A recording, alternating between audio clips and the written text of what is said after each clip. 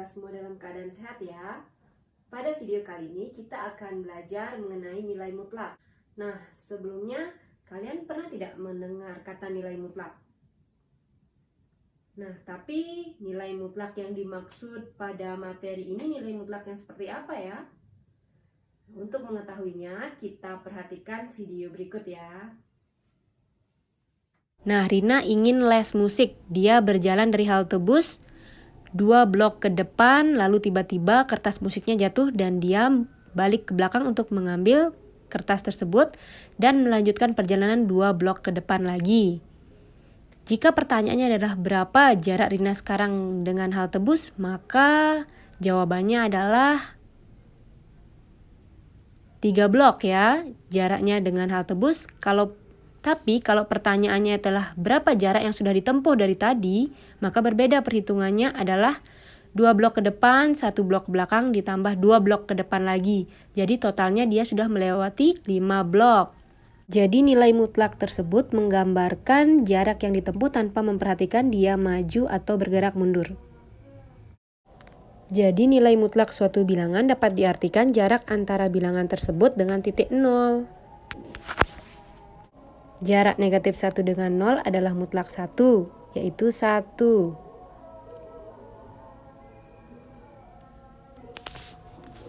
Ini lambang mutlak ya.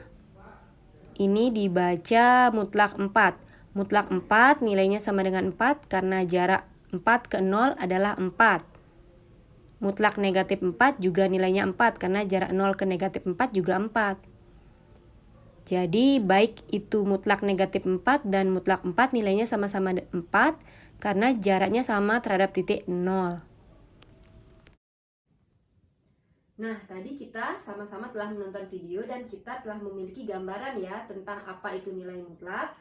Nah, adapun submateri atau bagian-bagian yang akan kita pelajari pada bab nilai mutlak adalah sebagai berikut. Ada 5 intinya. Yang pertama definisi nilai mutlak, kemudian sifat-sifat nilai mutlak, grafik fungsi nilai mutlak, kemudian ada persamaan nilai mutlak, dan terakhir kita akan belajar pertidaksamaan nilai mutlak. Nah, pada video kali ini kita akan belajar khusus mempelajari definisi nilai mutlak beserta contoh-contohnya. Nah, ini dia. Nah, sekarang kita akan bersama-sama mempelajari definisi nilai mutlak. Nah, tadi kan setelah menonton video tadi, kita sama-sama tahu ya bahwa garis 2 ini merupakan lambang mutlak. Jadi ini nanti dibaca mutlak X. Definisinya yaitu untuk sembarang X elemen bilangan real, maka mutlak X ini bernilai X, artinya hilang mutlaknya, ditulis ulang di dalamnya aja. Itu untuk X lebih besar sama dengan 0. Nah, jadi kalau di dalam mutlak ini lebih besar sama dengan 0, tinggal ditulis ulang aja yang di dalam mutlak tersebut. Kemudian yang kedua, diisi tanda negatif. Jadi negatif, lalu baru ini ditulis negatif X. Ini untuk yang di dalam mutlak lebih kecil dari 0. Jadi ada 2 ya. Kalau di dalam mutlak lebih besar sama dengan 0, berarti tinggal ditulis aja nanti angka yang di dalam mutlak. Kalau yang di dalam mutlak lebih kecil dari 0, berarti tinggal diisi negatif. Negatif baru ditulis angka di dalam mutlak ini. Nah, kalau kalian masih bingung, kita langsung ke contoh soal ya. Nah, contoh yang pertama, mutlak 5. Mutlak 5 ini, nah sekarang kita lihat. 5 ini lebih besar sama dengan 0 apa lebih kecil dari 0? Lebih besar sama dengan 0 ya, berarti yang di atas. Berarti tinggal ditulis ulang aja yang di dalam mutlak. Berarti mutlak 5 sama dengan 5. Kenapa? Karena 5 ini lebih besar sama dengan 0. Kemudian contoh yang kedua, mutlak negatif 2. Nah, sekarang ini di dalam mutlak ada negatif 2 ya. Negatif 2 itu lebih besar sama dengan 0 apa lebih kecil dari 0? Lebih kecil dari 0 ya. Karena lebih kecil dari 0 berarti diisi negatif depannya. Negatif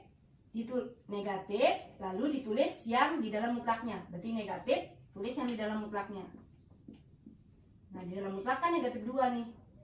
Nah, ini negatif 2, berarti negatif ketemu negatif jadi positif ya, berarti 2. Kenapa? Kenapa ada negatif tadi? Karena negatif 2 lebih kecil dari 0. Itu ya. Nah, yang ketiga, mutlak 0. 0 itu gimana? Lebih besar sama dengan 0 apa lebih kecil dari 0? Lebih besar sama dengan 0 ya. Ini artinya kalau lebih besar sama dengan 0 itu lebih besar dari 0 atau sama dengan 0. Nah, ini kan sama dengan 0 ya. Berarti masuk yang ini. Berarti tinggal ditulis ulang aja. Ini. Kenapa? Karena 0 itu lebih besar sama dengan 0. Nah, sama dengannya yang memenuhi. Nah, jadi intinya adalah kalau yang di dalam mutlak itu bilangan positif, kita tinggal tulis aja ulang. Kalau di dalam mutlak itu bilangan negatif, jadi positif dia. Pokoknya apapun yang mau keluar dari mutlak itu, dia jadi bilangan positif. Jadi memutlakan berarti mempositifkan. Tuh, nggak ada yang negatif ya. Nah, sekarang kita masuk ke contoh soal yang lebih bervariasi lagi. Nah, ini dia contoh soalnya. Nah, kalau dari tadi kita mengerjakan contoh soal yang di dalam mutlak itu berisi hanya 1 angka ya. Nah, sekarang gimana nih kalau lebih dari 1 angka? Kayak gini. Nah, clue-nya itu adalah dia bisa keluar dari mutlak asalkan di dalam mutlaknya itu bentuknya sudah sederhana. Jadi sudah paling nggak bisa diselesaikan operasi apa-apa lagi. Nah, contoh kayak ini kan masih bisa diselesaikan operasinya ya. Kita selesaikan dulu. Ini negatifnya ada di luar mutlak, jadi tetap kita selesaikan yang di sini. Ini ada kali-kalian, ada kurang-kurangan. Yang dikerjakan kali-kalian dulu ya. Berarti 2 kali 5. Berapa 2 kali 5? 10. 10 dikurang 7. Berarti 3. Ini tak kecilin. Kali. Nah, ini ada kurang-kurangan, ada kali-kalian. Kita kerjain yang kali-kalian dulu ya. 6-nya tak tulis dulu, biar gak bingung. 6. Ini negatif 2 kali 4, berarti negatif 8. Tuh, kayak gini ya. Ini negatif. Nah, ini yang di dalam mutlak sudah 1 angka. Sudah 3, berarti 3 mau keluar dari mutlak. Karena 3 sudah positif, berarti tetap 3. Kali. Ini belum bisa dikeluarkan dari mutlak, jadi harus disederhanakan dulu. 6 dikurang 8, negatif 2. Nah, ini tetap negatif 3 kali negatif 2 keluar dari mutlak berarti jadi 2 ya. Berarti negatif 3 kali 2 hasilnya adalah negatif 6. Oke. Nah, kita kerjakan contoh yang lain, kita hapus dulu yang ini ya. Nah, ini contoh yang kelima ya. Sudah setingkat lebih tinggi lagi dari contoh yang keempat. Nah, di sini kita lihat nih. Pertama kita kerjakan yang paling depan dulu mutlaknya. Nah, ini apakah sudah bisa? Ini ada negatif di luar mutlak ya. Jadi kita tulis dulu negatif. Mutlak 4 udah bisa ya keluar dari mutlak karena sudah sendiri 4-nya. Berarti mutlak 4 itu adalah 4. Di sini ada pangkat 3. Tambah mutlak negatif 4 hasilnya. Karena ini negatif jadi positif ya, berarti 4. Ada pangkat 2 di luarnya. Per. Sekarang yang ini. Mutlak negatif 4, yaitu 4. Pangkat 3. Ini kurang. Nah, sekarang yang ini masih bisa disederhanakan harusnya ya, yang di dalam mutlak yang ini. Nah, mutlaknya nanti dulu dikeluarin. Berarti negatif 4 kuadrat. Berapa negatif 4 kuadrat? Negatif 4 kuadrat, negatif 16. Oke. Nah, kok enggak 16? Nah, perhatikan ya. Negatif 4 kuadrat ini tidak sama dengan negatif 4 kuadrat. Kalau negatif 4 yang kuadrat, ini nggak pakai kurung, ini artinya 4-nya aja yang kuadrat. Negatifnya tetap 4 kuadrat 16. Kalau kayak gini, kalau ada kurung, ini artinya negatifnya juga kena kuadrat. Berarti negatif 4, yang kalau dikurung kuadrat ini artinya negatif 4 kali negatif 4. Ini baru hasilnya 16. Jadi ini karena nggak pakai kurung ya, berarti cuma 4-nya aja yang kuadrat. Nah, kita selesaikan. Negatif 4 pangkat 3, sama kayak tadi nih, negatifnya nggak kena pangkat 3. Berarti negatif 4 pangkat 3 sendiri 64. Ditambah 4 kuadrat 16 ya, per 4 pangkat 3 64 dikurang, nah ini negatif 16 keluar dari mutlak berarti jadi 16 ya. Nah ini dilanjutin, berarti jadinya ini negatif 64 ditambah 16, utangnya ada 64 dibayar 16 ya, berarti negatif 48 ya, per 64 kurang 16 48, maka hasilnya adalah negatif 1. Nah, kalau contoh yang ke-6 ini, di sini ada fungsi nilai mutlak ya. Nah, ini lambang fungsi, ini ada fungsi fx sama fungsi gx ya. Beda-beda nih, fx-nya kayak gini fungsinya, gx-nya kayak gini. Yang diminta soal adalah f3 dikurang g3. Ini gampang aja.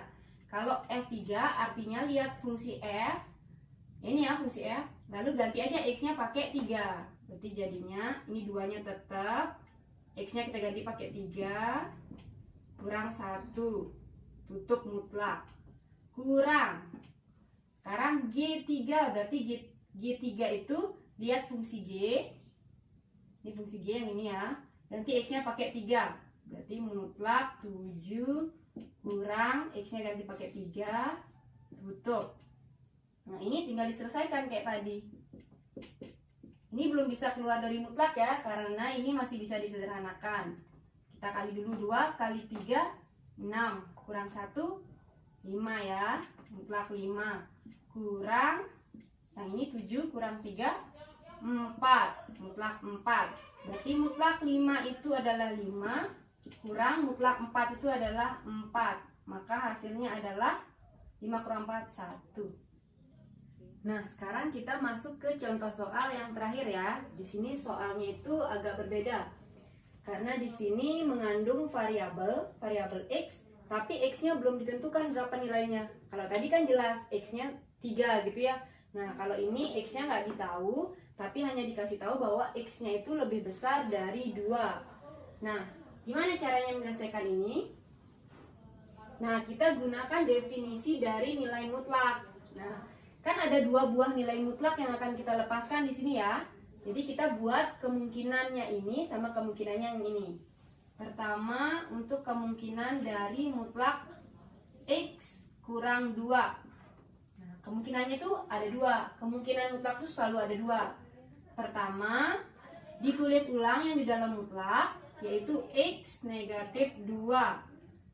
Itu untuk, kalau ditulis ulang itu untuk yang di dalam mutlak, berarti x min 2 lebih besar sama dengan 0.